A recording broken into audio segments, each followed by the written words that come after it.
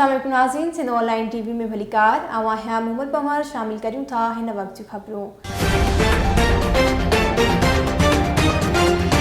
नाज़रीन, नवाब अली मोहम्मद बरसा government boys high school हमल कलोई के हेडमास्टर मोहतरम गुलाम हैदर चांडियो की तालीमी खाते में रिटायरमेंट थियण ते स्कूल के स्टाफ पारा अलविदाई तकरीब मुनक़िद कई वई।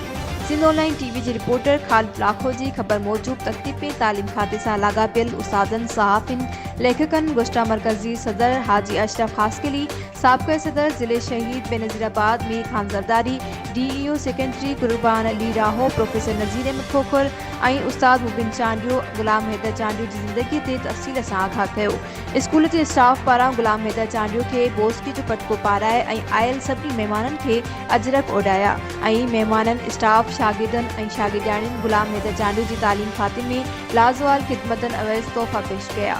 उन मौके ते तालीम खाते से वाबस्ता अखबारन खिताब कंदे चयो तो गुलाम हैदर चांडियो तालीम खाते में ईमानदारी से फ़र्ज़ सर अंजाम दिना आहिनि।